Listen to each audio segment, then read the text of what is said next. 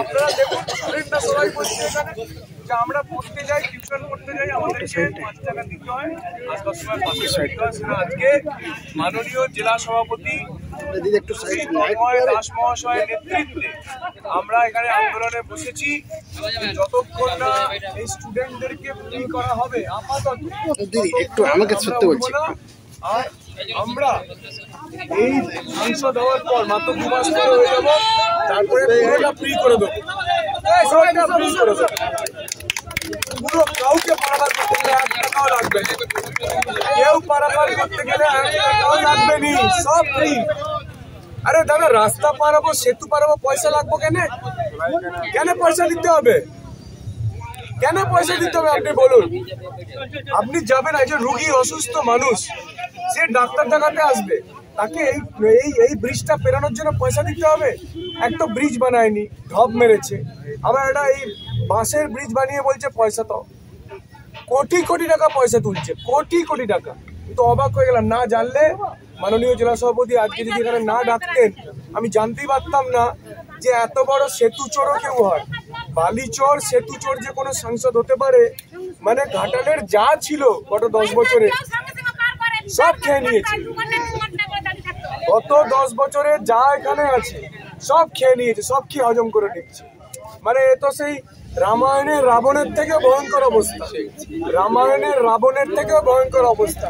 ওখানে ভগবান রাম শ্রীলঙ্কাতে হনুমানজির সেই সেতু পেরিয়ে গিয়েছিলেন, আমাদের মোদিজিও আসবেন, সেতু বানাবেন, সেতু উদ্বোধন করবেন, কথা দিচ্ছি আপনাদের। ভোটে জেতার পর যেমন ঘাটাল মাস্টার প্রকল্প আমরা করবই করব, প্রধানমন্ত্রী করবেন বলেছেন, রেল লাইন প্রধানমন্ত্রী করবেন বলে দিয়েছেন, তেমনি এই ব্রিজটাও প্রধানমন্ত্রী করবেন, প্রধানমন্ত্রী উদ্বোধন করবেন। দেখবো কার ঘরে কত কম আছে।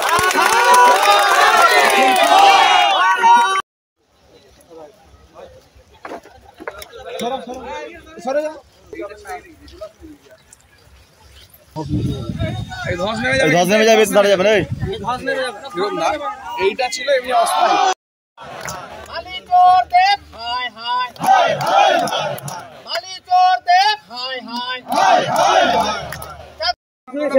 স্কুলের বাচ্চাদের কাছ থেকে নেওয়া যাবে না, মাননীয় জেলা আপনি বলুন। দাদা বলুন, যারা হেঁটে পারাপার করে তাদের কাছ থেকে কোনো পয়সা নেওয়া যাবে না। এর জন্য দরকার হয় যদি আমাদেরকে এখানে বসে থাকতে হয়, বসে থাকবো লাগাতার আন্দোলন। আরে কন্যাশ্রী মুখ্যমন্ত্রী শুনুন, কন্যাশ্রী মুখ্যমন্ত্রী শুনুন, দাদা কন্যাশ্রী মুখ্যমন্ত্রী শুনুন, যে আমাদের ছাত্রদের কাছ থেকেও টাকা তোলে, সাইকেলে ক টাকা নেয়? যেতে আসতে 10 টাকা, যেতে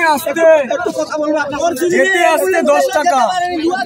গরিব মানুষ আমরা সব, আমরা কিছু করতে হবে, 65 বছরের যে ভাতা পর্যন্ত হয়নি, ওগুলো আপনি দেখুন। আমি ভাতা কত টাকা পেতেন আগে, কখনো পেয়েছেন? কত টাকা ভাতা? 1000। আমি আপনাদের সবার সামনে আজকে বললাম, যেদিনকে বিজেপি সরকার আসবে, যেদিনকে বিজেপি সরকার আসবে সেদিনকে 3000 টাকা করে ভাতা দেবে।